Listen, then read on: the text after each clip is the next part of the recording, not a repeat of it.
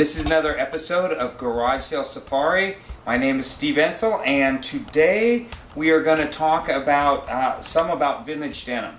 It's going to be an ongoing lesson. As we get interesting pieces, I'll tell you more about them. I picked up this old pair of vintage Levi's red lines. It's kind of the first stage of denim, the kind of the latest pieces. They seem to end around 1980, early 80s at the latest. They're very collectible still though.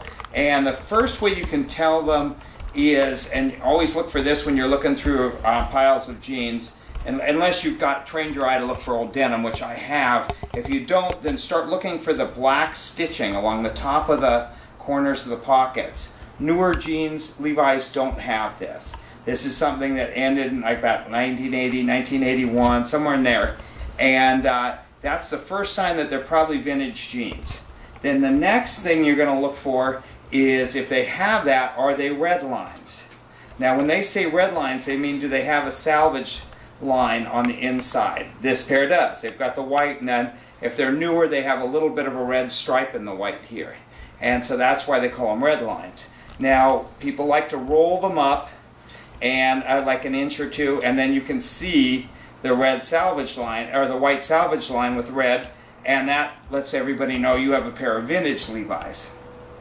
Now the older they go, these are what they call double stitch red lines. If you notice, the stitching along here is doubled along here. On the older ones, they'll be single stitch. It'll just be one line of stitching here.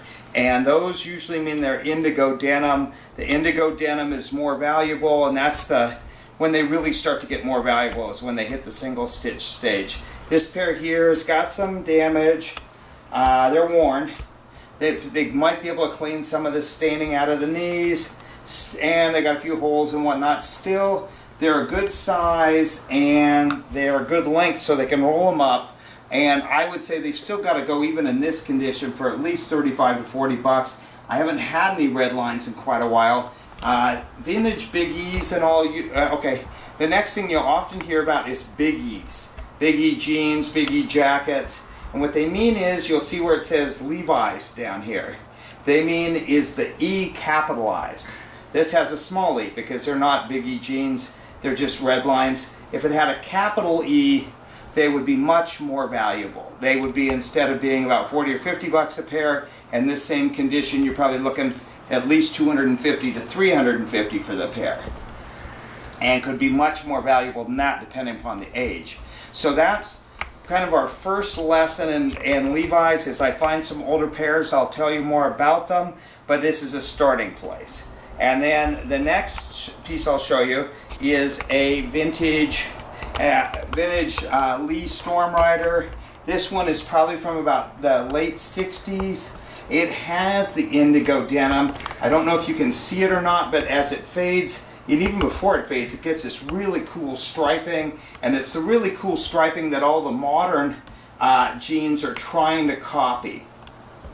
And this is a blanket line one, Lee one also. It's a Lee 101 LJ, which I believe means line jacket.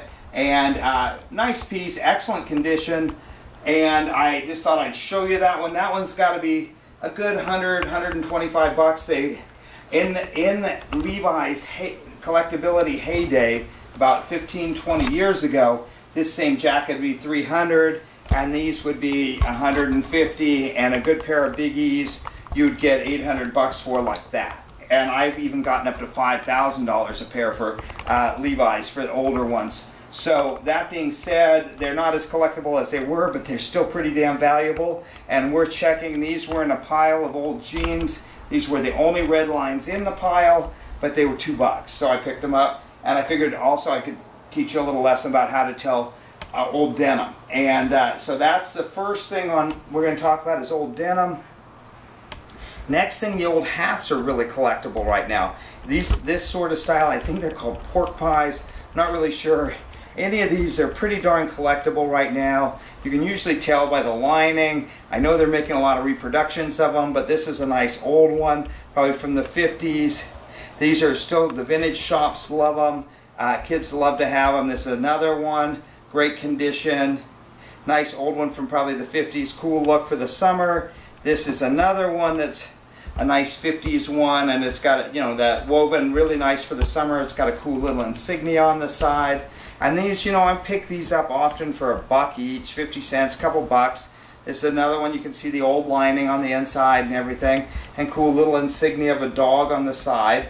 You know, and really cool little hats. And what I do is I either collect them up and take them down to a vintage store and let them sell them. I haven't really gotten good enough prices personally for them online to bother with, but I find that, you know, they're cheap enough, and when you go down and get a consignor, sell them all at a vintage store like in San Francisco. Or what I love to do is take them overseas, and all of a sudden this hat I paid $1 for, I'm getting 25 to 35 bucks for it instantly by some kid that's just stoked because they don't have these sort of hats in their country. Like Australia's great, England, Germany, any of those countries you're traveling to, Europe, first world countries. If you take vintage clothes, and they don't have to be amazing by our standards, they're amazing by their standards once you get them overseas.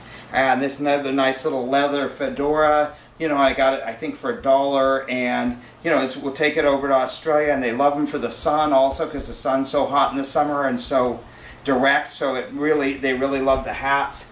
At the same time, they also love cowboy hats, especially for the summer for sun.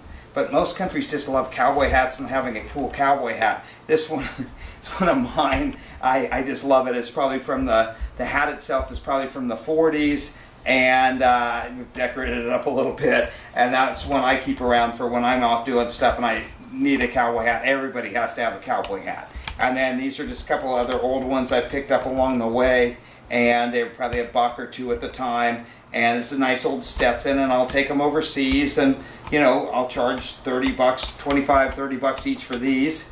And you know, I'm into them about $1 each, and it really helps pay for the trip. Then the other thing I was going to talk about a little bit more about vintage clothes, again, the sports team stuff. Now, Lakers are a lot better than the Portland Trailblazers t-shirts I showed you before. They're the Lakers, and the Lakers are a really popular team. These shirts all appear to be from about 1988. They're all in excellent condition. I could probably sell them as a group for about $30 or so on eBay, and I paid $1 each for them at a rummage sale recently. But I will probably take them overseas to some kid like in Australia that's a Lakers fan is going to go crazy over them, and they'll probably pay $25 each easily for them. And then the last thing, this is a really cool old Hanes, looks to be a fraternity shirt, college fraternity shirt, so it should be pretty darn collectible. But beyond that, it's super old, early Hanes t-shirt, 100% cotton, and you can see the old Hanes tag. You rarely, if ever, see this tag. It's a nice ringer style, great condition. Seen very little use, probably just stored in a drawer for a long time. I'll try this one online because college t-shirts, vintage ones like this, often go for a lot. And I've had college t-shirts from the late 60s go for as much as $300 each. So they can go for quite a bit. So I'll probably try that one online just for the heck of it. And I may try the Lakers ones if I've got the time, just so we can see what they go for. But more than likely, I'll take them overseas. Thank you.